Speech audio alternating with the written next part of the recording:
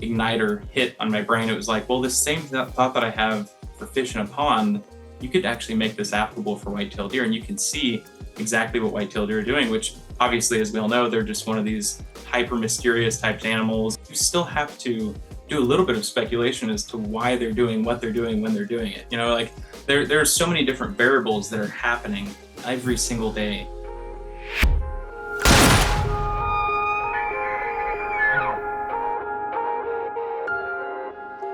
What is up, everybody? Mark on the mic here, joined by Mr. Derrick Dixon from the great state of Missouri. Derrick, you have a what I would call a new YouTube channel, new to me, pretty fresh, Whitetail Research, but came out of the gate hot. You've been doing a lot of thermal drone research. In fact, you conducted your own independent study, a year-long study monitoring deer. Took the year off deer hunting, which I don't know, maybe that was the hardest part of the study. We'll get to that here in a little bit. But man, really cool project, tons of great information.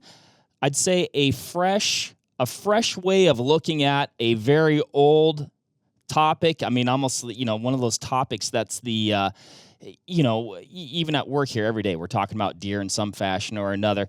And like I said, it's a fresh look. It's using new technology to study deer. Man, let's talk a little bit about your background. I want to hear about your hunting background. And then what was the spark that said, I want to conduct my own independent deer study? Yeah, no, I mean, my hunting background, I started hunting as early as I possibly could legally in Missouri. I think that was like 6 or 7 years old. And Grandpa and my dad got me into it. It was just a family thing. Everybody hunted in this area. So, but at the same time, I mean, hunting season was peak. I mean, it was rifle season, which I guess for me it was youth. But and then as I started getting older, then it was still kind of like hunting season happened during rifle season. And then I started realizing, like, wait a second, you can get a bow and you can like really expand this time frame that you get to do this awesome thing. So my grandpa had given me his old compound bow, and I started bow hunting at the time. And I think I was 12 or 11 whenever I started. But anyways, yeah, then I'd had it all my life. And, throughout high school, I kind of went in and out of it. I was really passionate about it. And then I was really focusing on baseball and et cetera, like a lot of kids do. And then I made it out into college, and then I started focusing on hunting a little bit harder and more seriously. And yeah, I mean, my grandpa was probably the biggest inspiration to all of that in terms of getting me into hunting and shoving me towards hunting. And he taught me a lot of the things that I'd preemptively known about hunting. And he's also probably one of the leading catalysts as to why I have the mentality that I do towards being so fascinated with mature buck behavior and how they interact with the landscape and other deer and all these different things. Because one of my favorite stories, I've told it a few times, but it is really cool, was I'd taken him hunting whenever he'd gotten older, and me and my cousin had started, our whole lives, he kind of fostered us and trained us to hunt and got us on a lot of really good mature bucks on the property. And then we wanted to kind of spin that around. And it's like, let's get you back on some cool deer. So we put him in really good locations, and we made it back to the cabin after one of the hunts. And he'd said that he'd seen one of our target mature bucks. And it was just like, oh, okay, let's go track him. Like, cool ordeal. Like he acted like he was really close. And he said he was 30, 40 yards. And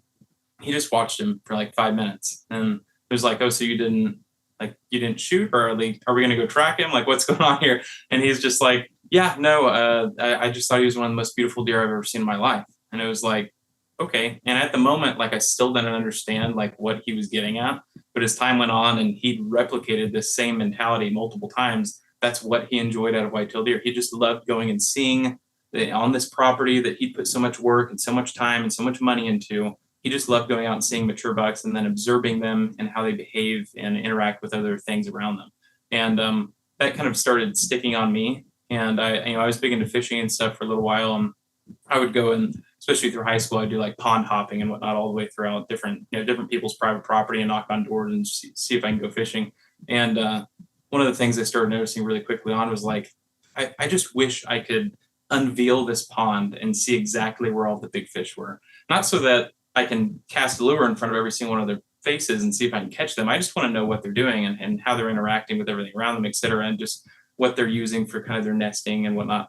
And then in 2019, I'd seen that there was this thermal drone attachment that you get for a drone that I already owned, and that was whenever the first kind of igniter hit on my brain. It was like, well, this same thought that I have for fish in a pond, you could actually make this applicable for whitetail deer, and you can see exactly what whitetail deer are doing. Which obviously, as we all know, they're just one of these hyper mysterious types animals, and it's always super interesting to see how they're going from point A to point B and trying to piece it together and understand it. And it's like with this, you can actually see what they're doing. So I started getting heavy into GPS color studies and researching them all, and just deep diving all of that for many years. And then at some point, I was able to afford the drone in 2024. I've told my story on a lot of other podcasts. If you want me to hit on that, I can. But basically, I'd become unemployed. It was just kind of a mutual type thing between me and my employer. They noticed that I was not having a good time working in an office, and like I needed to go do something else.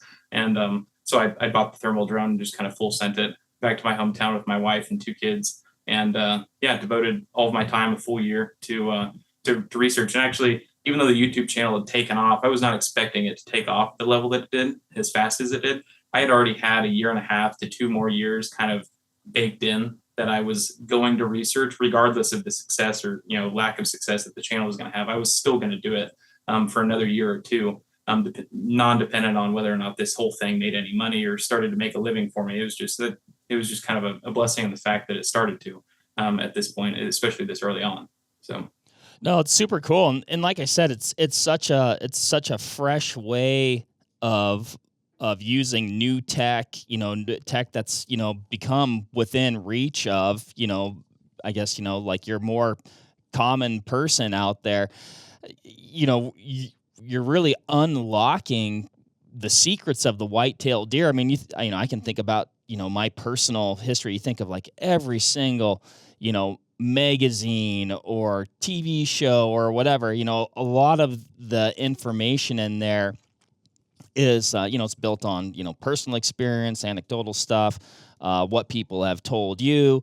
And some of it is speculation too. So, I mean, you're actually getting a bird's eye view and being like, no, I can see them right now. This is what's happening, at that very moment. And really, even though I can see exactly what they're doing, you still have to do a little bit of speculation as to why they're doing what they're doing when they're doing it. Like there are so many different variables that are happening every single day that you have to try to apply and understand, like, okay, this is why he made this move here. This is why he walked to this particular location and turned left. And this is why he bedded for this long and then he stood up at this point. Like there's a lot of unknowns still within it because I can't see what's going inside of his brain. I wish I could, but I can't. So I have to watch him, observe him, and then take all these data entry points and then filter them out and see if there's any common, denominators coming out of it, and then try to make sense of all of that. So in the end, it's like really, I'm still sort of speculating on quite a bit of it, but there's a lot of things as well, just from a statistic point that I'm able to walk away with is like, this is a fact. Like this particular deer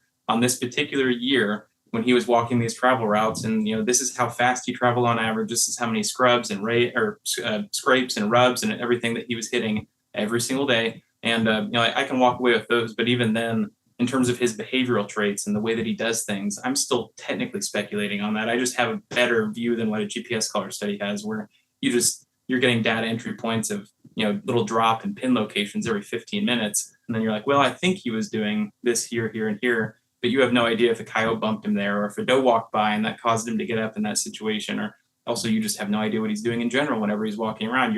You're seeing where he was, and then you have to piece it together. So yeah, that is definitely the biggest thing with thermal drone that allows you to do. Yeah, like you said, maybe we will get a brain scan feature on the drone eventually here, where you can peek inside their cranium. But well, if you can't describe a day of drone research, and I mean, how taxing is that? Yeah, I mean, it's definitely a lot of hours. I don't think I realized how much it was going to be going into it, because initially it's like, well, this is going to be awesome. I'm going to be able to work kind of like from home a little bit. Family's going to be with me all the time and whatnot. Then you start realizing you're having to work 12 to 14-hour days, and that doesn't include the input of all the data and everything. So yeah, kind of a normal day is wake up early, as if you're going hunting that morning, go out to the farm or the property that you're going to be researching, and fly up as early as you can. Especially in the early season, you had to get out a little bit earlier because everything starts heating up quicker. So and there's so much foliage, you have to fly for a longer time to locate something. And then as soon as the sun comes up, you have to go back up. I didn't run a flashlight on my or spotlight on my drones. I could have, but I've noticed in the past where if you find one in the dark and you flip a light on them, then it's almost as if like all the color comes back to them and all the color that they can't see. And it just something about it, it makes them start looking around at their surroundings like, whoa, what just happened? And I don't like messing with any of their, interactions with their world around them. I want them to not have a clue that I'm there ever.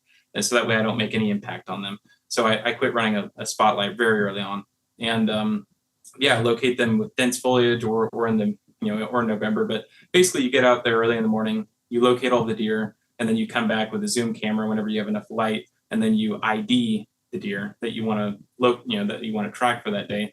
And my main goal going to this project for last year was to locate every mature buck that I possibly could and study him for as long as I possibly could, mentally, without just kind of becoming just a piece of jello out there holding a controller, because it does become a little bit boring, which is weird because going into it, it was like one of the coolest things ever, like for the first month to 2 months, and then you're doing the same thing over and over again. And then it becomes normal to you. It's just like, this is this very normal thing where you watch these mature bucks bed and walk and move. And then you have to kind of remind yourself, it's like, no one's ever done this before. This is the first time this has ever been done. It's actually really stinking cool. So like, get out of that mindset and like focus and continue to try, keep data. But basically locate him in the morning, drop a bunch of variables depending upon whether he's moving or bedding. It's around 25 to 26, depending on if he's moving or bedding. And then whenever let's say he was bedding, whenever he stands up, then you mark that as a time event. And then you start marking everything else, all those other variables, 25, 26, 27, while he was moving. And then whenever he beds back down, mark that as a time event. And we just keep repeating all day long. So if he beds down 3 times throughout the day, then you've marked 6 total events of him moving and bedding likely. And same likewise if he's moving. So in the end, you're getting around 150 to 170 variables per day, and that's including all the basic statistics, excluding him moving and bedding, because I also mark just kind of the general wind direction for the day, the temperature of the day, the temperature of the morning, the temperature of night, the temperature of the day before, weather conditions the day before, wind direction the day before, everything related to moon phase. I mean, anything you could think of, I was documenting it. So. I mean, did you just have like a laptop next to you, and anytime one of these events would happen, or I guess maybe you'd have your baseline metrics of temps and things like that. Yeah. And then were you just like boom, like 10:30 a.m. he stood up? Yeah, so I had a laptop or a tablet with me, and really, you don't realize how much time you get whenever he beds back down. There's a lot of time on your hands whenever he beds back down, because he's going to be bedding for quite a few hours. So it's not difficult to enter any of those points in. But the basic things, I actually had all of that automated with AI and a spreadsheet for my area, and it automated all the moon phase stuff, the general wind direction for the day, all those types of little variables. I had all of that automated. And then for his actual movements, him bedding and moving, I was manually entering a lot of those. And then in the end, for per movement, whenever he moves in the morning, or if he moves in the middle of the day or in the evening, then I can filter that down to which this was also automated, but to his yards per hour that he was traveling, so the speed at which he was traveling throughout that travel route, and then have that filter out. And then I also had things like net displacement. So whenever he got out of his bed in the morning till the time that he bedded back down, kind of around 9 to 10:30 a.m., the actual linear distance between those 2 points, what was his net displacement, how far away did he travel from his first bed? And then likewise with the evening, I would always do a net displacement in the evening to see how far he traveled out of his bed from there as well. So when when you'd find one of these deer that you were going to watch, did you stick with that deer all day, or would you watch, maybe multiple deer in a day? Like, oh, this dude's asleep, he's going to be there for a while, I'm going to go zip around and find something else and maybe get some more data. Yeah, the only time that I would leave a deer if he was asleep and bedding or something like that is if he left the area that I was researching. So if he walked onto somebody else's private property and just left my area, then at that point I would just drop a pin where he left me at, and I would leave him alone. But if he was bedding on the property that I had access to, that I was researching, I would continue to track him that whole time, because things happen, like little intricacies where maybe a wind shift occurs and he gets up and he decides to make a move. Or I wanted to document all the way down to the variables of him deciding to get up and just spin around in his bed and bed back down. Like, I wanted to understand why he was doing that, whether it was just a comfort thing or some condition had changed in his area that he decided to turn. So yeah, even though they are spending a lot of time in that one location, sometimes in the middle of the day they'll just get up and browse around in a 20-yard circle and kind of ruminate for a little while and then bed back down right in the same bed. And I wanted to capture all those things. I didn't want to miss those. So yeah, I had to track one deer every single day most of the time, unless either in the early season, if there was heavy foliage and I would lose him. Sometimes it would get so sunny whenever I would come back to swap out my battery, then my drone, I just wasn't able to pick him back up when I flew back in because all the foliage and everything's so hot. And he walked 30, 40 yards by the time I made it back to him, and I can't find him anymore. And it's like, well, there goes that. And I look for 30 minutes, I can't find him. Then sometimes in those days you can't find any deer, so you just pack up and go home until the evening, and then you come back and try to relocate him. But yeah, no, for the most part though, I was trying to track every as much as I could every single day, and I wasn't leaving him to go track other deer. I mean, whenever he was bedded there, every once in a while I would lift up the camera and just look around him to see if there were any other deer kind of in the area, and then I'd flip on a zoom camera and I could drop pins on them. But for the most part, I was really hyper focusing on that one deer that I started tracking early in the morning every single day. Gotcha. And I mean, how many days a week are you sending the drone up then? I don't know the exact number of days that I flew, but I was trying to get out 6 days a week, and that was my goal. Wow. Some weeks I wasn't able to, so some weeks I was only able to go out 4 days. There were a couple times where I was sick, just because of probably because I wasn't eating healthy and sleep deprivation, I would assume. But because I don't get sick that often, but that's probably why I got sick like 2 or 3 times last fall. And then maybe as well stress. I don't know what goes into that, but I don't really care. Anyways, I even sometimes when I was sick, I try to get out there. But or I have 2 kids and I have a wife, so if my wife was sick and she can watch the kids, or if they just had a hospital, something like that, then I would go and do those things. But for the most part, I was trying to get out 6 days a week. And in terms of total hours spent that I was actually researching deer, there's a lot more flight hours that I have recorded in terms of the amount of time that I flew the drone, but the amount of hours that I actually recorded deer with research and recorded data was 2,150, I think, hours total. So quite a few hours watching, and all those hours are mature buck activity as well. That doesn't include the research I did on does or younger bucks, et cetera. Those were 4-year-old bucks and older, pretty much. Wow. Well, Wow. what I thought were 4-year-old bucks and older, I should say. So You mentioned, not, early on, like, yeah, I'm not going to go with the light. That appears to be bothering the deer. Were there ever times where the drone, they did react maybe negatively to the drone's present? We're like, oh, he's on to me. yeah. So I actually spent a lot of time. I got the drone in late June of 2024. So I had quite a few months to play with it before I really started deep diving research. So I would go out and I would fly on hill country property and then on an ag land property that I had access to, and I would do exactly that, figure out the range that I had to be. And I noticed, like on ag land, you couldn't get close to those deer at all because everything's flat and the sound travels further. So the drone has a rangefinder on it, for people that didn't know, and you can turn that on and it tells you exactly how far away you are from the thing that you're looking at. So for ag land, I noticed anytime you got within around 600 feet of these particular deer, and that's at 390-foot elevation, AGL, above ground level, whenever you're flying a drone. So at 390-foot elevation, around 600 foot away from them with the rangefinder, if you got within that range, then they would start kind of, does would start kind of stomping around and looking, and they would pay attention to it.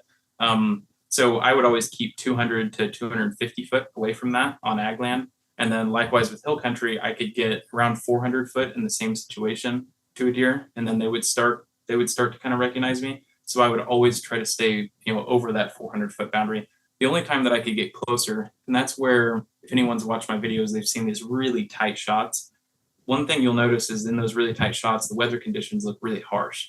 They're likely, there's a 15-mile-per-hour wind gust with ice or snow or something coming down. Or in some situations, there's a deer bedded down, he's got his head tucked into his body, and there's like 25 to 35-mile-per-hour winds. In those situations, you can get really, really close to them, and he's not going to have a clue that you're there. But if everything's calm, dead calm, then it's like 400. For me, it was 400 foot away with the rangefinder in hill country and 600-ish foot in ag land as well. So it's interesting to me because, like, yes, it's something I guess, new to the environment or out of the ordinary, but it's also not, it's not like deer are getting, necessarily, attacked from birds or things. Like, I'm surprised they are that, in some ways, that sensitive to it. Yeah, and I mean, there's some deer that I've noticed because oftentimes whenever you're flying the drone and you're tracking one deer and you're trying to keep that distance from him in particular,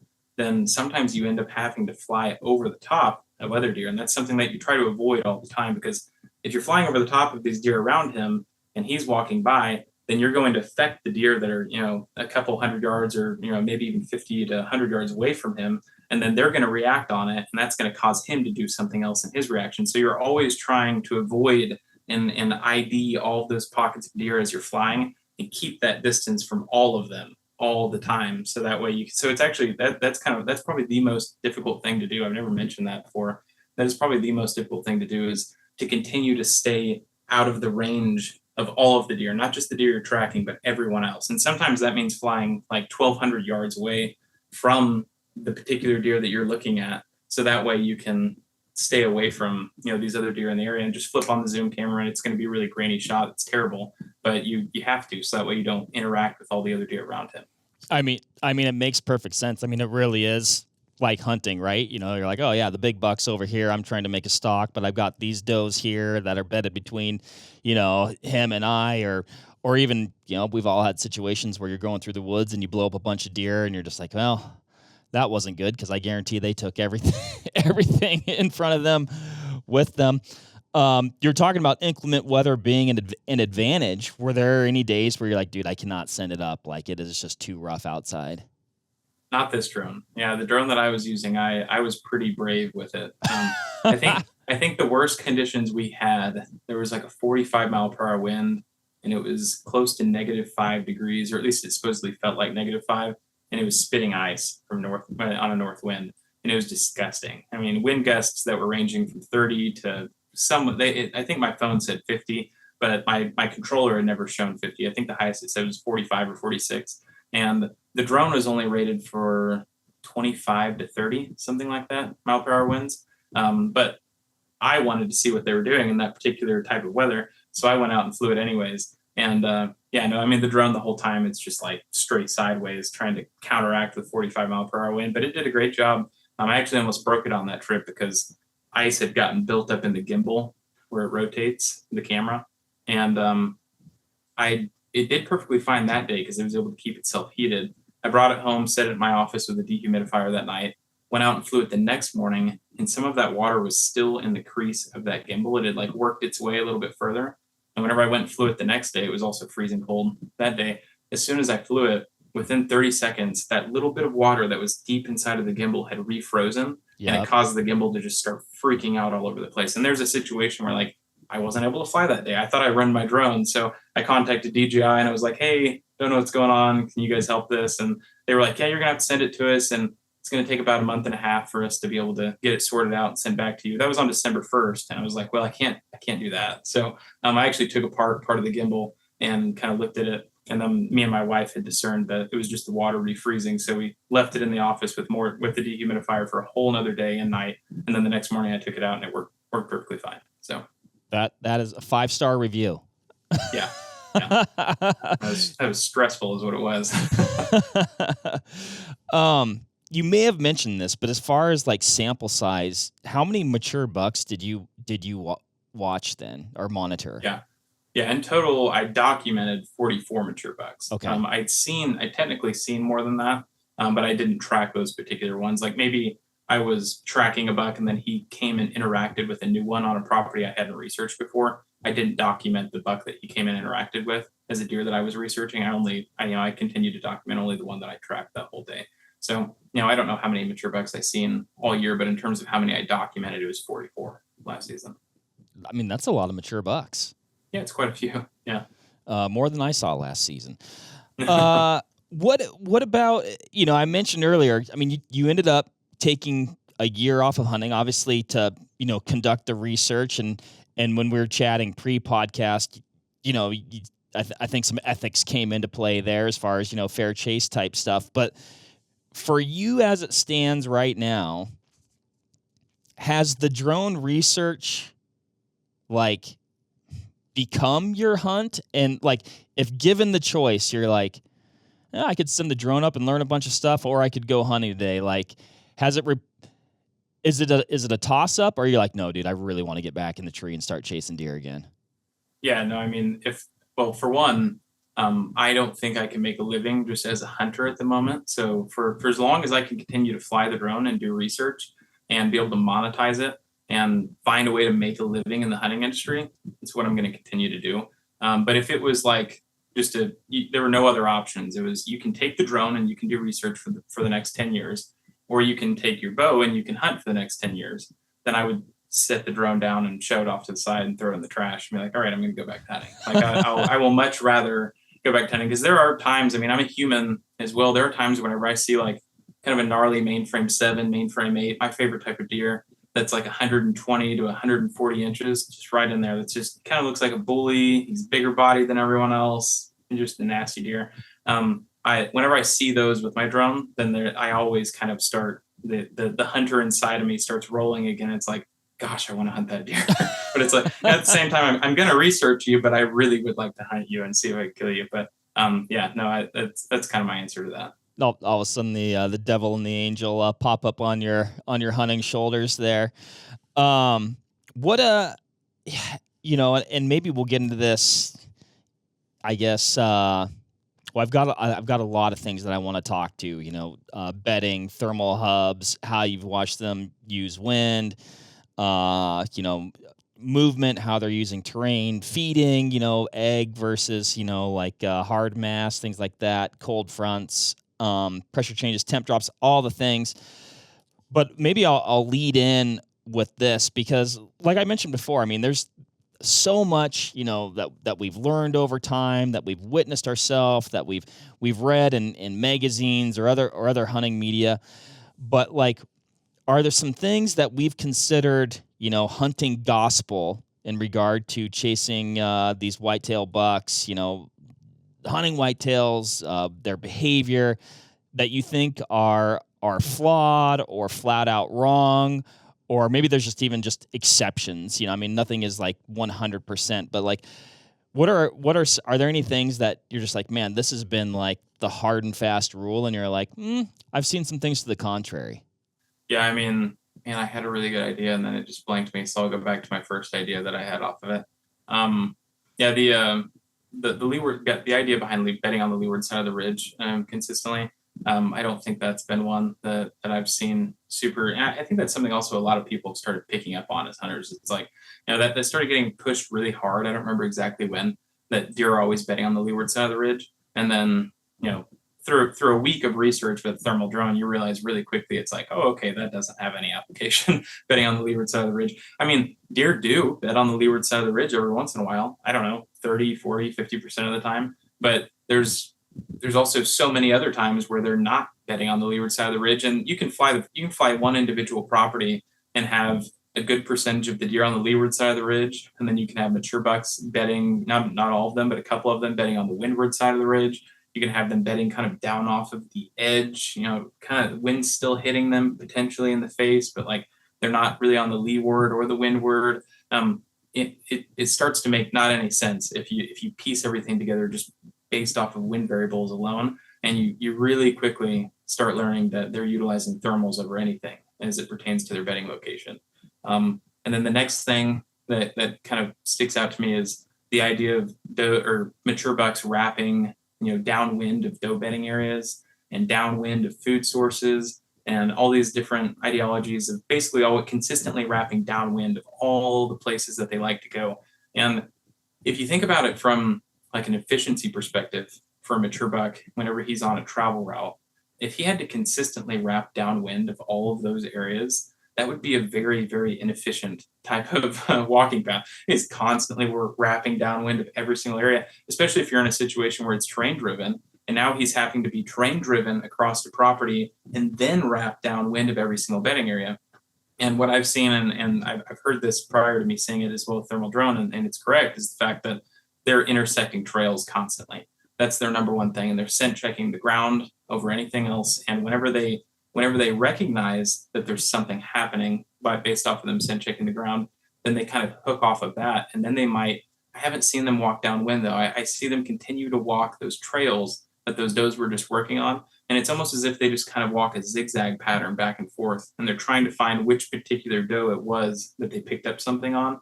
And if that's something that continues to pique their interest, then they'll kind of hone in on that trail and hone in on that particular doe. But if they realize within 30, 40 yards of walking those doe trails back to the group of does that it's not something that continues to pique their interest, maybe she's not, she's like 95% there in terms of being an estrus, but she's not actually there, then they just hook right back off of it, walk back to their trail, and continue their trek on.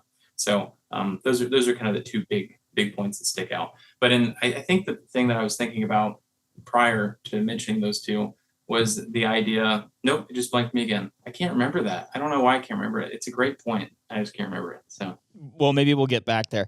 yeah, I'll watch the recording and see what you said and leave a comment, because something flagged something in my brain. I was like, that's great. We'll put it into the notes after the podcast. We'll like Derrick remembered that. Derrick remembered that. What you mentioned, okay, maybe not always bedding on the leeward side of the ridge, but where have you seen or have you seen, I guess, trends or consistent bedding that bucks are liking to bed on maybe a certain terrain feature? And maybe I'll back myself up there a second and, ask you what was the terrain like predominantly, or even, all the different types of terrain in the area that you were monitoring, to maybe give folks like a visual picture of like what you were looking at and then how these deer were interacting with that landscape. Yeah. So I'm located in like the Ozark Plateau. That's where all of my research has taken place so far. So southern Missouri, northern Arkansas. So there's some pretty rolling hills, and there's a lot of kind of bluffs and cliffs and some really rocky terrain mixed into it. But in the end, not a lot of it's just crazy steep. The main property that I did research on, there were some just sheer drop-offs on it, which definitely impacted how deer were forced to travel on the property. But I've also researched. I had the luxury of having an ag property really close by as well. That's completely different from this one, where this one's all hill country on the north side, and then it kind of has really sharp drop-offs on the south side of it. Then a mile away, I had an ag land property where it's just all bottomland, flat ag for 1,000 acres with little patches of timber on the south side of it and the north side of it. And across both of those properties, I guess I should go back to the ag property. The ag property's timber does have a little bit of terrain mixed into it. So it's not like out in Kansas or something where everything is just desolate flat. There was a little bit of terrain and kind of micro features. I think that those patches of timber, though, they could technically walk every inch of it. There wasn't a section of those patches of timber that were impassable. Every section they could walk on it. But even then, in both areas, you could piece together just by looking at topography that there were kind of these micro thermal hubs, or especially in the hill country property, there were really large thermal hubs all over the place. And that was the number one consistency that I saw. Now, in terms of like, go back to the ag land property, if there's a 40-acre block of timber and there's just one little microthermal hub kind of in the middle or on the back side of it or something, then bucks in particular seem to be utilizing those more than anything. Whereas, on an ag land property in southern Missouri, that area is going to be so overpopulated that it's ridiculous. So this 40-acre block of timber, or two 40-acre blocks of timber, they're packed full of deer. And the does, they're just bedded all over the place on it. They don't really care. They're bedded out at the edge. They're bedded out on the farthest north side so they can watch the tractors and everything drive by. Like they're not worried about anything. But the mature bucks in particular seem to be spending most of their time further back towards the thermal hubs, wherever those little micro features could be. That's where they were spending their time. Whereas the does and younger bucks, they're just kind of feathered all over the place. They didn't really care.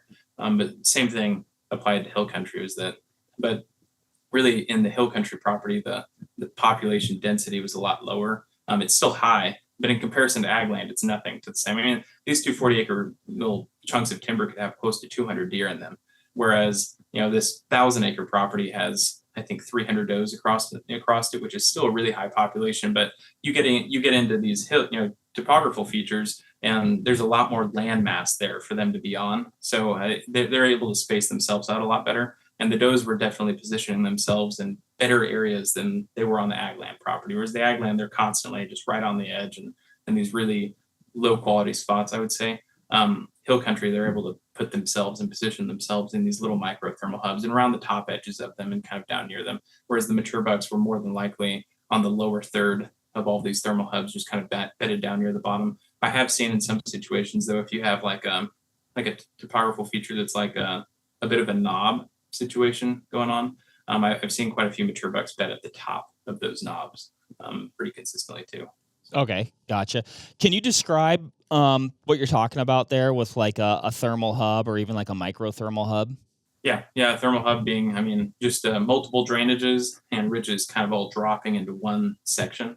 And in that one section, then ideally, the picturesque version of one is where there's a bowl at the bottom of it, kind of like just any bowl. And all of the scent is piling down to the bottom of it, and it's pooling at that bowl, and it's just kind of rolling down at the bottom. So technically, if a mature buck is able to bed at the bottom third near where the hub is at the bottom, then all of the scent that's draining into it, kind of rolling, they're able to pick up scent in kind of 360-degree direction in that hub. But not every thermal hub is a picturesque bowl at the bottom that creates a perfect hub. I mean, it can be a micro feature where you only have 2 or 3 drainages and 2 or 3 ridges funneling down, and it doesn't make a picturesque bowl, but there's still scent that's funneling down into that area, and they position themselves on the lower third of it as well, even though there's not that picturesque version of a hub at the bottom.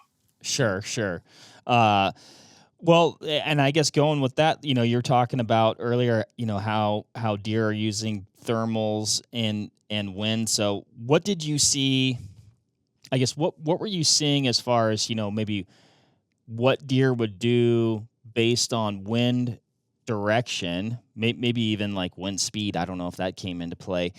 Um, and then, maybe versus a thermal hub, like how were they using that? Yeah, the only thing that I was able to piece together as it pertains to wind, where deer were making, and like they were definitely doing something that was dependent upon the wind direction, was whenever they were bedded and there was a midday wind shift that had occurred. So if you had a south wind and it shifted all the way around to like a north wind, right in the middle of the day, then oftentimes they would get up out of their bed and they would relocate. And sometimes I've seen where a buck relocated 50 yards away. He just dropped in the drainage and walked to the other side and he bedded back down. And then sometimes I've seen where a buck gets up and he walks close to 1,000 yards and, for an hour and a half to 2 hours, and then he beds back down. And I'm trying to understand, this goes back to like where I'm the one, since I'm watching it all, that kind of has to try to piece together as to like what exactly are they doing here and why are they doing it. And initially I did pin all of that to wind direction. They were moving solely because of the wind direction, and they were repositioning their bedding locations to make their bedding location better dependent upon that wind direction. That's what I thought. And there may still be a little bit of validity to that. But the thing that I started noticing was oftentimes a mature buck would be bedded in like a thermal hub. And, say it's a south wind, 3, 4, 5 miles per hour, kind of really subtle and very steady. He's bedded on the windward side. I'd seen this multiple times where a buck would be bedded on the windward side of the ridge, on the south facing ridge with south wind, for a couple hours. And then the wind shifts to a north wind at like 10 to 15 miles per hour. So in theory, based off of traditional logic, he is in a perfect location to be bedded with that wind direction. He's on the leeward side of the ridge with a slightly harsh wind. It's going to be a little bit cooler, cold front moving in, and it causes him to get up and move and reposition himself. And sometimes he'd reposition himself on the windward side of a ridge. Sometimes he'd reposition himself still on the leeward side of the ridge. But almost every time they would reposition themselves. And I think that the reason they're repositioning themselves is not to better their bedding location. Because obviously, he would have been perfectly fine. I think, just from observing it, he would have been perfectly fine staying in that spot. But I think he's repositioning himself because of where he wants to be that evening. He knows that where he had predetermined in his mind based off of the conditions that he had. So this is where it still does play with wind direction, but where he was going to move with that south wind occurring at that moment, and then it shifting to this likely more volatile, faster north wind.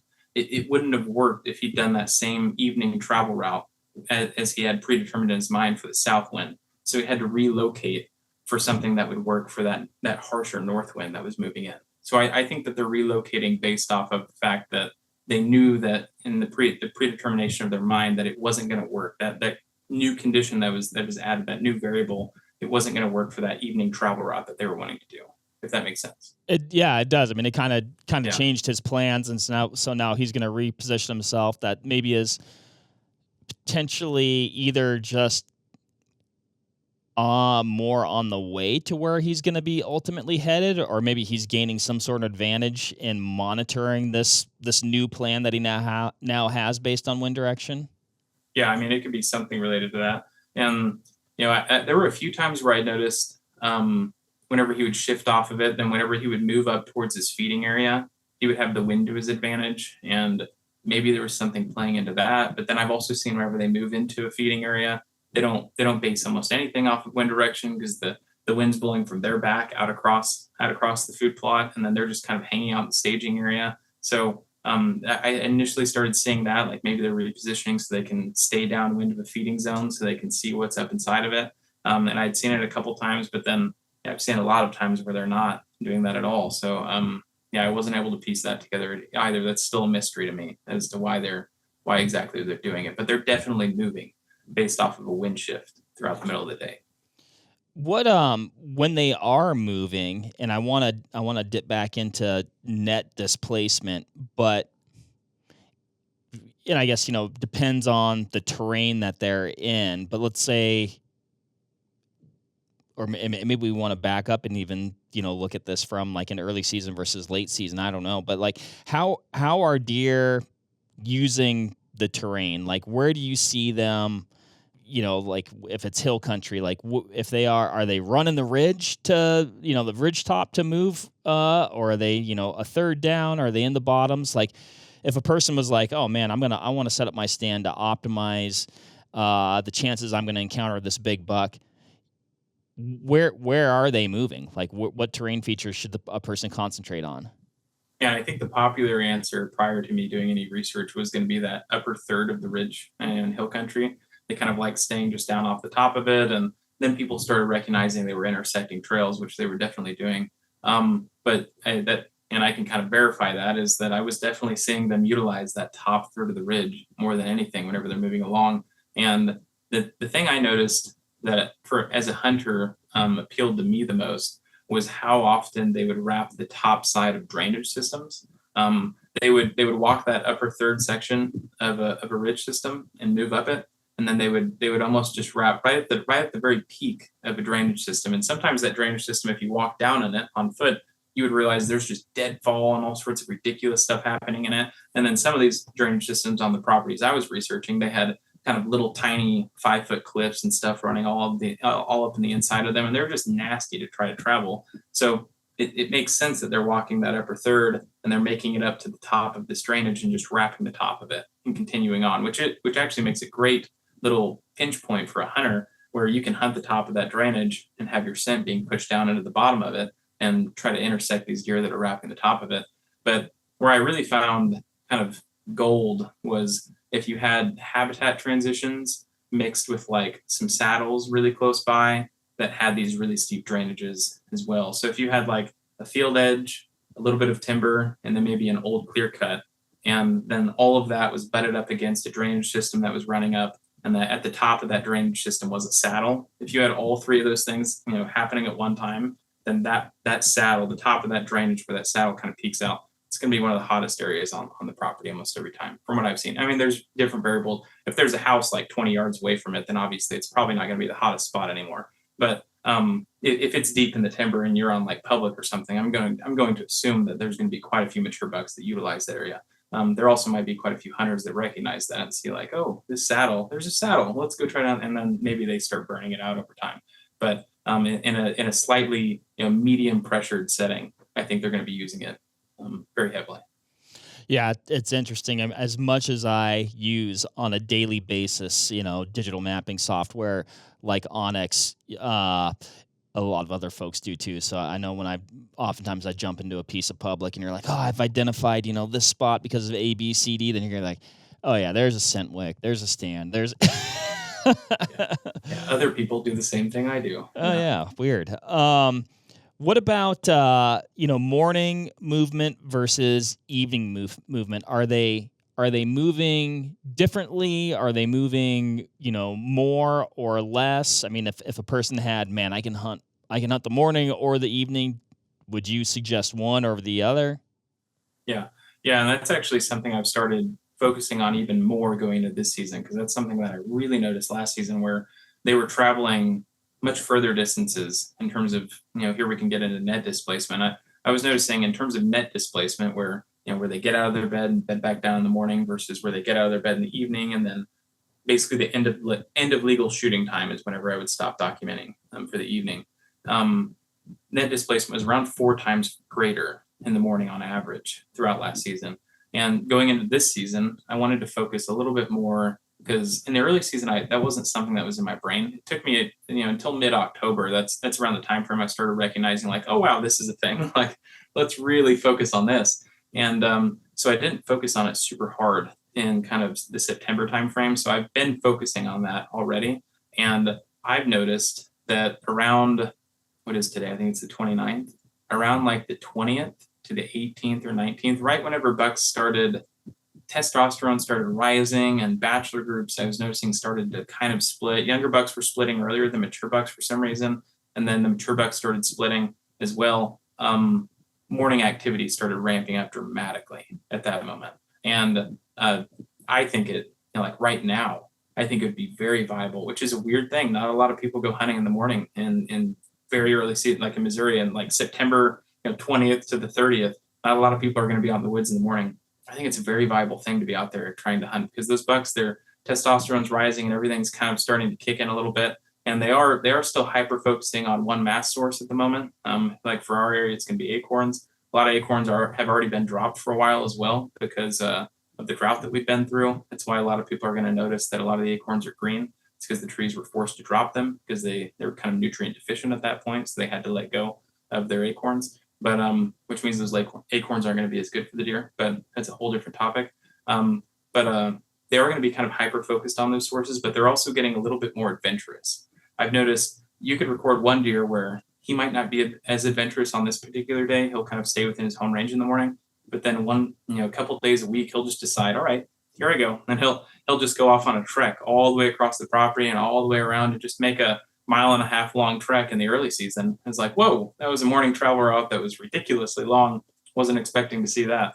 And then likewise, going into October, and then especially towards the middle of October, everything just ramps up more and more and more. And that morning activity is so consistent going into that time frame. And yeah, so for me, if you're trying to pick off an individual buck, hunting the morning is the greatest thing in my opinion. Now, I mean, you can kind of hone in his feeding sources a little bit in the evening time frame, especially through the early season. That first week of season is probably the best time frame to target a buck, is to hyper focus this feeding source that he's utilizing and maximize on that. But if you've made it out of that time frame and he's kind of started splitting from bachelor groups and he's going to start adventuring a little bit more, then that morning time frame is beautiful, because it's going to be your greatest time to pick him off whenever he's least expecting it, because he's going to be making those long travel routes. And especially if you have terrain to your advantage versus ag land, you don't have any terrain to your advantage, it's going to be a little bit harder. But in hill country, I think it's a lot easier to hunt than ag land with a bow, because you're in a situation where you have terrain features that you can shove your scent down into and be undetectable very consistently. And you can just position yourself in these high odd locations all the time and be undetected. Entry and exit's an issue, but you have to figure that out. And then try to pick him off on these morning travel routes. And you might run into quite a bit of lack of success early on and whatnot. But I think the more that you do it, then the higher your percentage odds go up every single time that you go out, as long as you're going in and you're not bumping every single deer within 100 miles. So Yeah, it's helpful not to do that. No, that's super interesting. What about movement in regard to, and I guess I'm saying I'm going to pick like a time frame, last week of October for, maybe the first 3 weeks of November time frame, but movement in regards to weather, like are certain types of weather enhancing or suppressing movement that you've seen? yeah, I actually haven't made a correlation with like cold fronts coming in, and I haven't had enough days where it's just been pounding rain or ridiculous snow or weather or whatnot. But I will say almost every time that it has been raining or snowing or sleeting ice and whatnot, they have been up on their feet. And one other little tidbit in relation to that, no one's asked me that question, so it's a good one, is that whenever I'm going out on the morning of, say, it's snowing or sleeting or raining or whatever, whenever I'm going out, I'm always paying attention to the whole mythology of cattle and relating cattle being up on their feet to deer being up on their feet. And I've noticed that if they're down, whenever you make it out, ironically, most of the deer are still bedded. And if the cattle are up on their feet, whenever you make it out there on these harsh, especially on the, I haven't paid enough attention to it on just normal days going out, but especially on these inclement weather days, if they're up on their feet, then whenever you make it out to the property, almost every single deer is up on their feet already. And it's like, oh wow, there has to be a correlation there. I haven't recorded it enough to make a video on it, but I've recorded it probably like 10 or 11 times now, and it's definitely like, okay, there's something there that needs to be dug into a little bit more, and I think that's actually something that's potentially factual. So If I end up hunting any area with cattle, that will be something.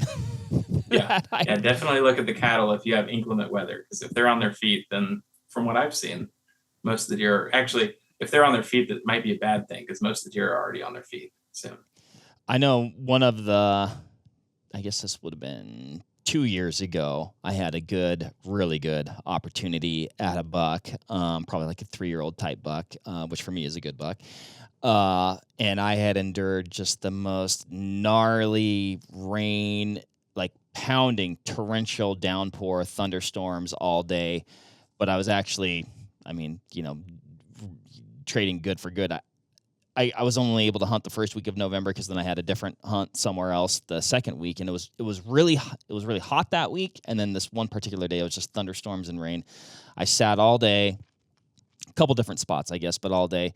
And then I want to say it was about 4 p.m. This buck came out, and he was just cruising, doing, just methodically going through this piece of cover, looking for does. And then I ended up I don't know, it's like this. I got a deflection of it was like this thing was not there, then all of a sudden it was there, and I got a deflection. But I say that to say, I feel like a lot of people don't hunt in the rain, and I don't know, it may not always be the best, but I also certainly don't think it's the worst either. Yeah, and you can also make it applicable. This is something that I don't have enough data on to speak on as factual or not type thing, but as a hunter, and then also I've seen people have success early season this year because I recommended it really hard to a few people, was on September 15th. It was just blazing hot all day long, like 90 something plus degrees all day long. And then a rain came in, a front moved in, and it rained really hard for like an hour and a half. And whenever the rain was done, temperature dropped by 15 degrees. And I was just like, go, go. Everyone's asking, and I'm just like, go, go, go, go, go, go. And a few people went, and 2 of the ones that listened, they killed a big buck on opening morning with their bow in the evening. And it's like, well, there you go. I mean, there's a situation where deer were definitely up on their feet as temperature dropped and right after inclement weather. And that in that situation, it makes a ton of sense, because if you get into kind of how the deer's thermodynamics functions on their ruminant body, is that they really don't function well over, I forget if it's 85 degrees or 90 degrees. They cannot, in fact, it's almost dangerous for them to get up and try to move around at that time frame. So they need that temperature to drop. And the temperature was not predicted to drop below 90 degrees that day. So into the evening, I would have been like, yeah, probably stay home. It's not going to be that great of a day. Really, right at the end of last night, that's whenever it's going to be busy. And then that rain, that front moved in and temp dropped by 15 degrees. And it was like, holy God, everyone get in the woods, right now, because that is the best time that you're going to have in these first 5 days, because all the deer are kind of unsuspecting still, and no one's educated anything, and temp just dropped. Everything's going to be active. And everything was active. I saw it with my drone, and a lot of hunters had success. So, that's interesting. And I have heard, other folks talk about, the significance of major temp drops. So obviously you saw it there, in that extreme hot weather day, and then, a significant and abrupt, unexpected drop. Did you notice anything in regards to major temp drops, even from maybe not on an hourly basis, but oh man, it was 90 today, and then it was 75 tomorrow, or maybe it was 70 today, and it was 30 the next day, whatever it was. Did you notice any differences in movement on major temp drops? Yeah, I've noticed things a few times in relation to that. With the drone, in terms of recording like the amount of travel during daylight and yards per hour and net displacement, all these things, statistically it doesn't show this great variance between day by day. But a lot of the data that I've entered at the moment in relation to temperature drops, they're happening within like a 50-degree day dropping to a 30-degree day, or a 40-degree day dropping to a 22-degree day the next day. And I feel like deer are capable of being very active in both of those days and those time frames. So maybe there's not as much of a difference in a cold front moving in whenever the temperature is within that range that they perfectly live inside of. But if especially if you have and I wish I had more data on it so I could speak more firmly on it, but I think a lot of people have seen this, is if you just have a crazy blazing hot day and all of a sudden the temperature is either going to drop tomorrow morning, by like 15 to 25 degrees, or that evening you have that, some type of front move in and it causes temp to drop like that, then I think that there's almost has to be increased activity at that point. So, well, and I would have to speculate in a situation like that. It's not like a deer just wants to be 100% sedentary all day. Like that can't be super comfortable. It can't be super, I was going to use the word fun. I don't know if, they think of it that way. Doubtful. But, they want to stretch their legs. They want to move around a little bit, get the blood flowing. And that allows them to do that. And if they haven't been doing that for a long period of time, they might move around a significant enough that you might get an opportunity as a hunter. Yeah, for sure. No. Going back to what you were saying about cattle, I feel like I've noticed in the woods a correlation between bird activity and like deer movement or big game movement in general. Like if it's been like kind of like you said, like rainy or nasty or gnarly, and then all of a sudden it settles back into something a little bit more pleasant. The birds come out, and then, oftentimes, at least, I feel like, the deer start moving too.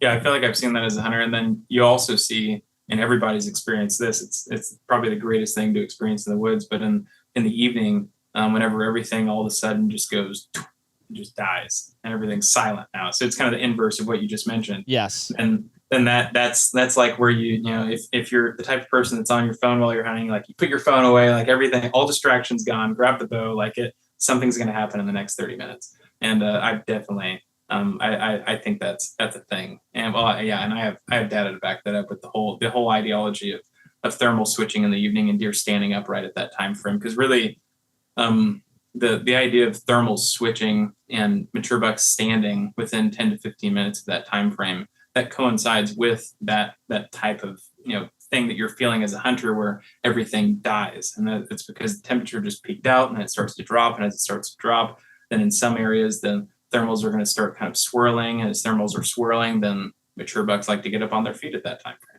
And it's because pretty much everything is at their advantage. They have thermals swirling all over the place, and they can just walk that upper third of the ridge system and move into staging areas and just be at a complete advantage all the time. So, yeah, I mean, it does. When hearing you describe that, and even just that moment in the day, it's just like you said, you're like, oh man, it is on. Like it's go time. If it's going to happen, it's going to be sometime, pretty close to right now. What about, I know you're focused on, a deer, like you're watching a deer for a long period of time. What's going on with other deer that are encountering that deer, like, and I'd say bucks and does? How does that affecting their behavior or their movement? Yeah. Well, oftentimes I was locating one of, if not the most dominant buck in the area, and it was really fascinating because from what I've seen, younger bucks especially, they're very, very, very intrigued by the dominant buck. They really like finding him and just kind of feathering around his range where he's not going to try to kill them, but also like just far enough so they can watch him and observe him and try to be nearby him, it seems like. That's been one of the most fascinating things to observe. And I've been trying to kind of continue more to document more of that. So that way I can, just video more experiences of it. But one of the weirder things that I've recorded, I haven't seen this in any other mature buck but this one last season, but it was peak rut time frame for my area, and I was able to kind of determine that based off of whenever I saw bucks starting to bed down does, and the frequency of it for a week and a half, I think is what it went on for in my area. And it was peak rut at this time frame, and this buck, he had been traveling just crazy speeds all day long. It was over 1,000 yards per hour, and he was barely bedding down. Whenever he'd bed back down, he'd bed down for like 30-minute increments or 45-minute increments. And one of the times he was bedded down, a younger buck had moved into his location where he was bedded. This deer was probably 5 years old, had scrapes all down his back, just kind of a good 130-inch mainframe eight, just a very sturdy, stout buck. And this younger deer, who was 2 or 3 years old, I think he was probably 2, he moved in, and the mainframe eight just kind of lifted his head and tucked his head back into his body and didn't pay him much attention. This other deer moved in and bedded down 5 yards from him, and they stayed bedded down together for around 2 hours. And wherever they stood up in the evening together, then they walked over to each other and just kind of cleaned themselves. Like the younger deer cleaned the 5-year-old's face off for like 30 minutes. They just sat there and cleaned each other for 30 minutes throughout that time frame. And then the mature buck turned around and continued on his evening travel route, and the younger buck just followed right behind him. They just walked off together. It was like, what was that? I've never seen that happen before. But I don't know if this was like a father-son situation, like this deer knew that deer, or what was happening is the fact that they had this relationship where they could come in and just clean one another. But he was definitely cool with this other deer being near him, and then they cleaned one another and walked off. And the flip side of that is I saw a deer last year that he wouldn't have it if a deer walked within 40 yards of him. If another buck walked within 40 yards of him, he would just pin his ears back and start walking their way. Like, come on, like let's get this thing figured out so you can get out of my area. And almost no deer fought with that deer ever. I never recorded that deer actually fighting, because anytime he would walk near another buck, they would just duck their tails and walk out of the way. It's like, I am not dealing with that deer at all, because he was a freak of nature, and he must have been I think he was the most dominant buck in the area, because nothing wanted to mess with him. But yeah, those are kind of two examples. They're pretty interesting. I mean, they're both super interesting, and like you said, my prediction would have been like a buck of that age class is gonna just not be tolerant of a younger buck like that, and like you said, and then it's like, man, you get to observe these things with the drone, and then speculate as to the why behind it. And at first, I would have been like, you said that some of these younger bucks are drawn to these mature bucks, and I'm like, man, I would think they'd want to keep their distance. And it sounds like by and large maybe they are kind of keeping a safe distance. But yeah, what's the why behind that? Are they trying to maybe pick off a doe or something like that? It's almost like you hear of like satellite bulls, in terms of elk hunting, where there might be a herd bull that has all the cows, and maybe they know at some point he's gonna lock down with a doe that's in estrus and ready, and they might be able to disrupt that. Or I don't know. Yeah. Well, so and I've seen that like in the rut time frame where, and this also probably goes to why whenever you get into peak rut for your area, the activity in terms of bucks that you're seeing in general just goes through the floor. And it's because you have a high out of picking one off at that time frame where he's just cruising through a stupid area, but at the same time you're probably not going to see near as many. And it's because I've seen where a mature buck has a doe bedded down, and then he's bedded 20 yards or 15 yards off of her, and he's just kind of sitting back waiting. And there's like 3 to 4 other bucks off bedded 30 to 50 yards back behind him, and they're just kind of waiting in that situation. I've been asked if I've recorded where he had breeded her, and then one of these other bucks moved in and then breeded her right after he had breeded her. And that's kind of an idea where maybe there's twins that are born off of 2 different bucks breeding a doe. And I have not recorded that yet. So if that's something someone wants to try to get, I'm going to try to do it again this year. But if anyone gets that, that'd be super cool. If that's a thing that happens. But then on the flip side of that, like in the rut, where in that situation, they probably were pertaining to like a satellite situation where they were waiting and trying to kind of make a move on something. In the late season, where hardly any does were in estrus at this time frame, and I don't think there was a doe in estrus in the area that they were all located, this mature buck was just bedded, I think it was December 28th or something. He was bedded right off of a food source, maybe 20, 30 yards from the main staging area in this area. And he was on the windward side of the ridge, and there were bucks on the other side of the field. It was a big group, around 8 deer, 8 to 9 or something, and they all moved in on him where he was bedded. I think it was like 2:30 p.m., which was pretty unnatural for deer to get up and move at 2:30 p.m., especially at this time frame. And they moved in on him, and it was almost as if they picked up his scent and they made that trek over just to see him. And whenever they made it to him, then this was the deer that was mean. Then he stood up and he started pinning his ears back, and he was walking at him and trying to see if anyone wanted to fight him. And then they all ended up leaving him alone, and he walked up to the staging area and bedded back down. And then after like 30 minutes, they all moved back up towards him. Whenever they moved back up towards him, then he stood back up, pinned his ears back, and walked a straight line, like as straight as you could draw on a map, right through the middle of every one of them, and had his ears pinned back the whole time. And all of them just kind of it was as if you saw like the big fish swim between like a small group of fish, because they all just parted the way and kind of just bounced off of him and wrapped around him and kept that distance, and it just observed him the entire time. That was really fascinating to record. Man, that is super cool. This is one thing that I think about when I hunt often, and it's probably at least to me, one of the biggest challenges is, even if there's a place where I know maybe I think, bucks are going to likely bed, or they're going to travel, or come out, even if that's an egg field or something like that. But it's entry and exit points. And is there anything that you've gleaned from your observations that would maybe give a person a tip or a tactic of how to? And I guess it's going to be so situational dependent, so maybe that's just difficult to do. But is there a generalization from an entry exit standpoint that you think a person could use there? Yeah, no, it's a very difficult question to answer, just because there are so many different variables per each stand and per location, per time of season as well. And is it private, is it public? But in a private land setting, kind of the general best answer that I've come up with, that I've observed, is if you utilize that property constantly with like a UTV, a tractor, a truck, like it's ag land, a tractor, etc., then accessing your stand by that mean is the best way possible. So if you could have your wife drop you off with UTV and drive back out, then you're probably going to have a good hunt. Even if you bump deer right underneath your stand, et cetera, on your way in, they're going to move back in very comfortably in that area, because they just think the human drove in, the human drove back out. They don't think of anything other than it. But in a public land setting, that's where things get a little bit more difficult. And I haven't been able to record any research on public land yet at the moment.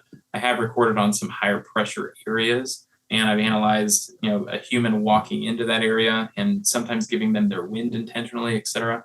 And I think the greatest thing you could do is bump a deer on your way, because you're very likely going to bump a deer on the way to your stand. And this type of situation where, like, if you have to walk a long ways into your stand, you're going to bump something. The best thing you can do is walk with the wind in your face and try to bump the animals by them seeing an object moving through the woods and them not being able to ID you as a human.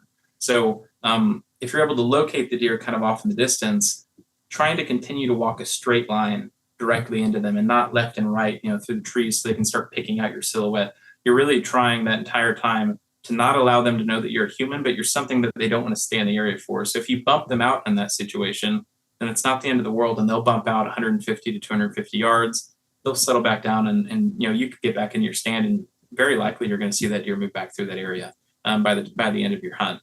And that'd be kind of it. It is really difficult though, because you're gonna mess things up. You're gonna bump things out. But if that's probably the best thing though, is if you can go in and them not realize what you were, that you were not a human. They don't get your scent. If they get your scent, then it's very unlikely that deer is going to move back into that area, in my opinion. I don't have enough data on that, but just from what I've seen as a hunter, et cetera, I don't think they're going to be moving in that location, because they know you're a human at that point. But if they're confused as to what you were, then I think they'll move back in. Gotcha. We've talked a lot about you using your drone. Were you running trail cams congruently with the drone research at all? Yeah, no, I did one in particular study with trail cameras, where I'd placed 5 trail cameras on one ridge system, and I think I had them out. I started on November 25th, somewhere in there. I put them out, and then I waited a little bit of time for them to kind of settle. And then I started a study with them, where I studied in the evening for around an hour every single evening for the rest of the season, where I was recording every instance that deer walked within a 30-yard circle. I think it was 30 yards of each trail camera. And I recorded every deer, every instance, etc., that had taken place. I think it was every instance. It wasn't every deer. It was actually just every, if there were 3 deer that walked past it, then that was one instance. But if they walked within that range, then that counted as an instance where they came within a very close proximity to that trail camera. And then basically I took all the instances of the drone and then I compared it back with the amount of photos that I had, et cetera, from the trail camera. And I don't remember what the exact numbers were off the top of my head. You could look up the video, somebody could, and put it in the comments or something. But basically the trail camera wasn't even close in terms of the amount of instances that it was missing based off of what was walking by. And if you think about it from kind of the perspective of what I'd done, I'd walked in and I found heavy beaten down trails that were in the woods, which I'd also had a little assistance on that because I had the drone, so I knew where deer were walking in the area. So I placed the trail cameras in really good locations where I knew deer were going to be moving by, and I placed them just kind of at like chest height, like anybody else would, just strapping around a tree. I wasn't trying to do any advanced metrics. I wasn't trying to put them over a scrape and have them 15 foot up in a tree pointed back down. I was just placing them on trails like any good old guy would go out in the woods and do, and trying to mimic a study. And no, they were consistently missing a lot. And probably the main takeaway that I had from it all was whenever the trail camera would send me a picture, then oftentimes I'm getting a picture of like 2, 3, maybe 4 deer in one shot. And, maybe a couple of them are does or a young buck or something.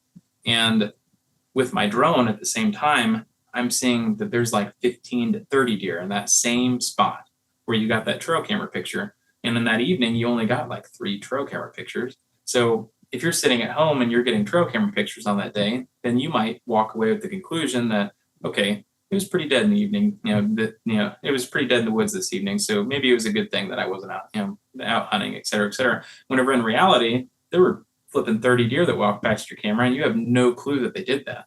And maybe in that group, the mature buck was in that, walking past in that time frame. And then another thing that had happened, which I don't know the exact correlation as to why, and it could have been that I'd placed these cameras on main trails as to why I didn't get pictures of him. But this location had a dominant buck in that area and really, really beautiful deer. And I didn't get a single picture of him the entire time frame.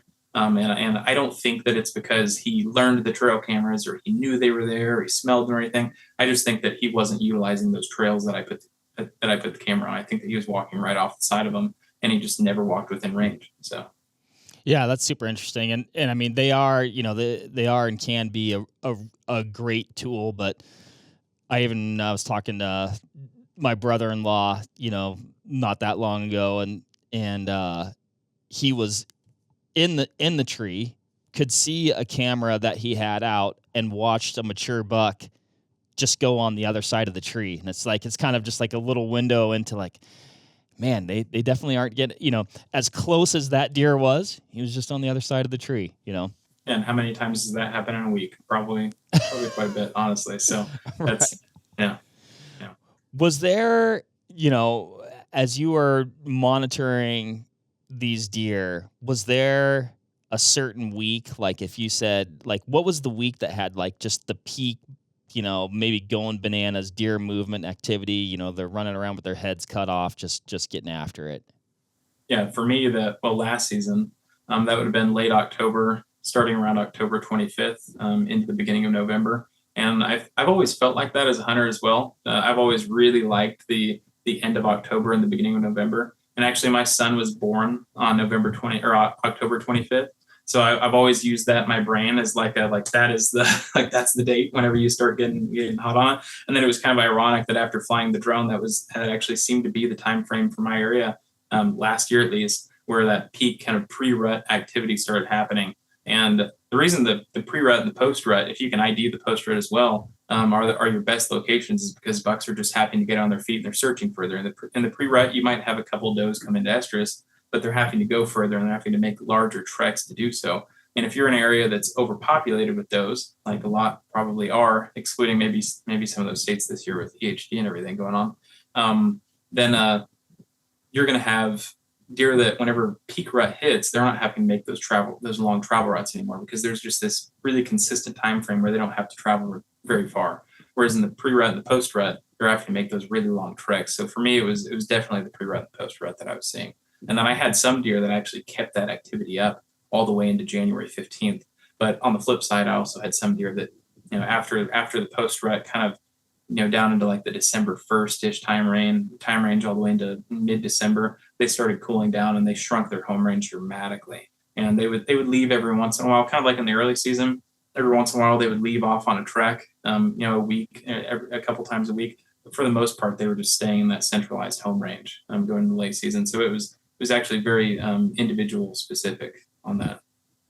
That's super interesting though, because I would have, or maybe, traditional outlook, I'd be like, oh man, it's late December, January. These things are, they're laying down somewhere close to food. They're going food to bed, like a very,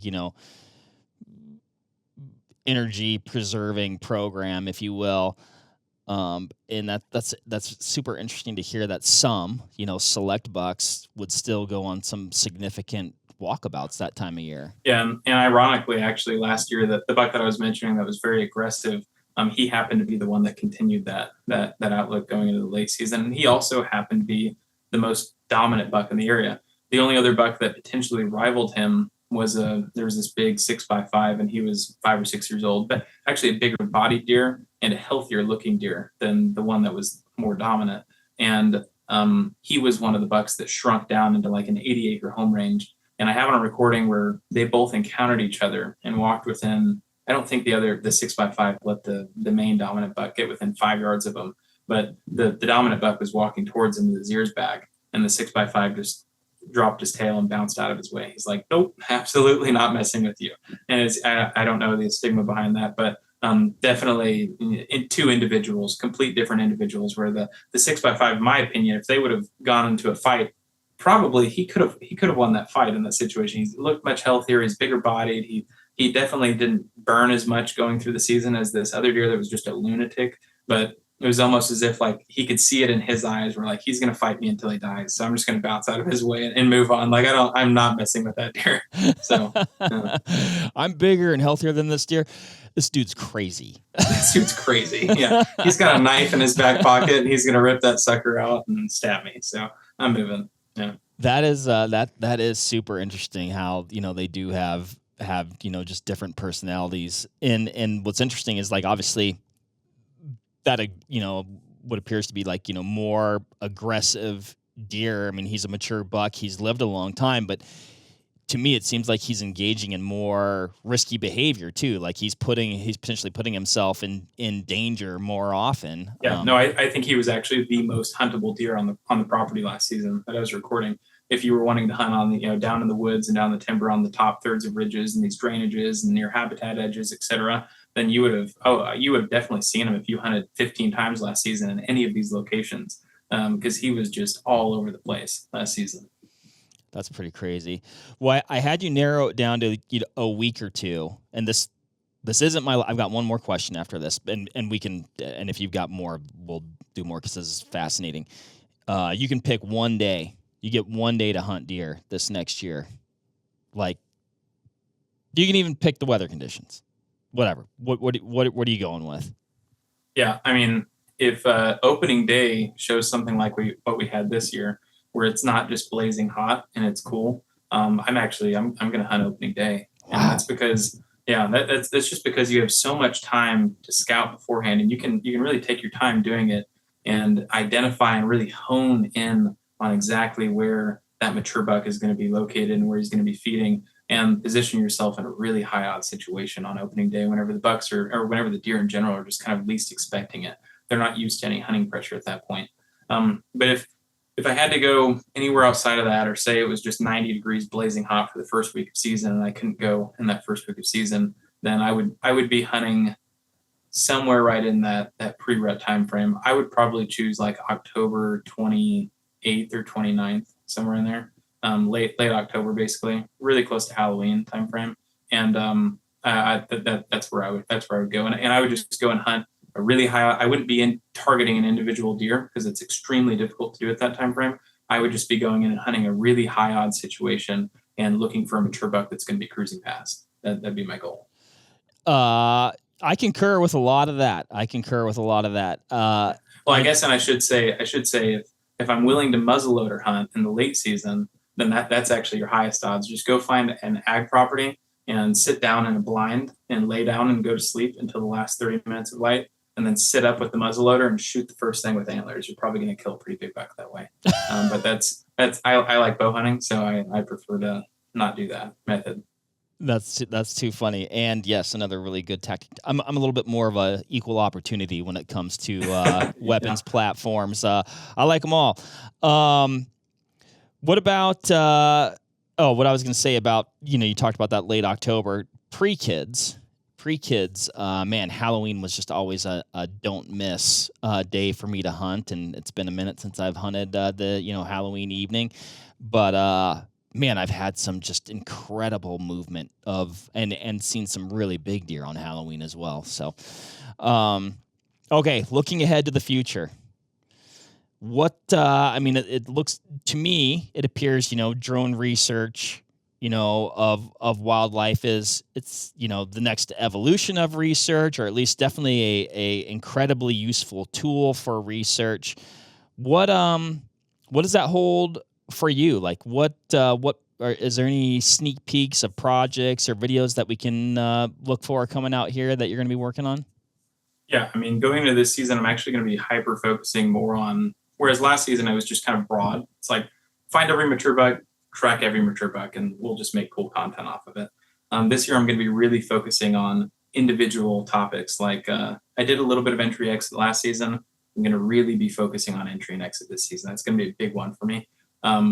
Understanding thermals, that's a massive one. I already have a pretty good understanding of them and how deer are utilizing them, but I need to continue to deep dive that topic a little bit more, because that's, in my opinion, that's going to be my greatest video whenever it comes out, is understanding thermals. And it'll probably be 30 plus minutes, and it's just going to be a complete nerd fest of trying to understand exactly what's actually happening from like a meteorology perspective in terms of thermals, and then making it reapplicable for hunters in that field. But then I also have other things that are probably a little bit more research-based, science-based, like trying to understand at what decibels and whatnot deer are able to hear things, and start picking out frequencies with rattling antlers and different forms of terrain, and then also intentionally bumping them more by giving them your wind and all, versus walking and all sorts of stuff.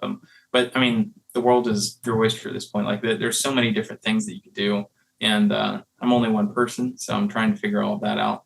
And but really this year I'm going to be focusing on kind of smaller scale individual topics and replicating them across the board, and then trying to make them bigger going into the future. So Gotcha. Man, all super interesting, fascinating stuff. I definitely, I truly appreciate the time that you took to run through all the research that you've done and the information and data that you've gleaned from it.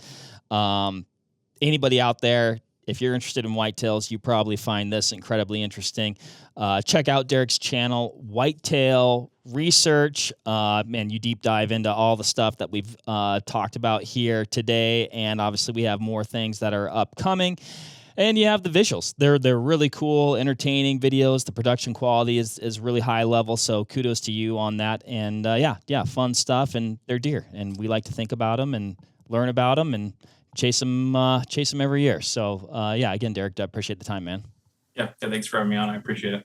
Awesome. All right. Thank you, everybody, for listening. Until next time, happy hunting and shooting. We'll catch you on the next one. Bye, everybody. There you have it, folks. Thank you very much for listening. As usual, give this video a like if you liked it, comment something below, and give us a subscribe to the Vortex Nation podcast channel. It would mean a lot to us. Also, why don't you give us a follow over on Instagram while you're at it, at Vortex Nation Podcast. We'd love to hear from you over there, and we'll keep you updated with all kinds of cool photos and videos from our adventures that we do here. Otherwise, we will see you on the next one. Thank you again. Happy hunting and shooting, everybody. Have a good one.